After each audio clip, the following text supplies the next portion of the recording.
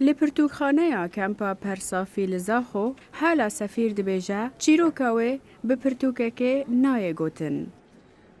والله بصراحة إذا أني صرت مؤلفة براستی اگر از ببمه نویسکار چیروکا من دبیتا کتاب نه بس کتابک اول سر مبتنه ناگنجید هر افراد گوکی من نخوشی دیدین چیروکاوی ده چند کتاب آدایتا نویسین حالا هر وساد بیجه چیروکاوی و همو جنو کچن ایزدی ین دبن دسته داعش دابون و هر یک جوان پرتوکان تجربکه.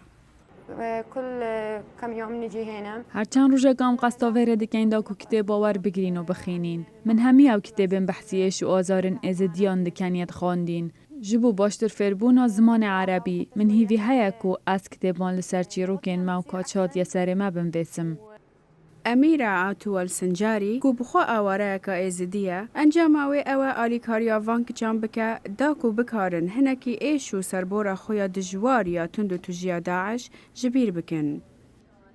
هدفي إنه الشباب والبنات يجون يقرؤون هنا. آرمان جمن اوه کو گنجان برن وره و پرتکان بخوینن به وی آوای او ذکارن خواه جباندورا تند توجین داعشه و جرفش پنابری خواه رزگار بکن هنک ازدی هنک و پسیکولوژی وان نباشن جبروه دما افتین پرتخانه و پرتکان دخوینن پسیکولوژی وان باشتر دبه و پرتک حوالن وان هری باش به مهابوری و زیدی 2400 پرتوک دان هف و پرتوک خانه که بچوک لکم پیوکر.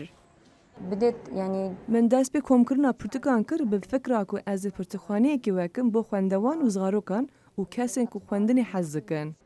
ریوبریا کمپی جورکا تایبت دا امیرا لگل چندین ماسه و کرسیان جبو پرتوکخانه. پرتوکخانه جنه سبه تا هفته ایواری وکریه و پشتی وکرنا و پرتوکخانه ده جیدا گله کسان قستا ورکر. آرمان جا امیرا اوه کو روشا درونی یا وان کچو جنان باش بکه پشتی تراجیدیا بسر وان هاتی. او دبیجه کو اف پرتوکانه و ببن وک حوال جبوان. دولت اسلامی آنکو داعش زیدی 9000 ایزدی کشتن و رواندن کو نتوینیه گرتی او یک به جنوساید بناف کرد. تانها جهوارن زیدی 3000 ایزدیان ندیاره.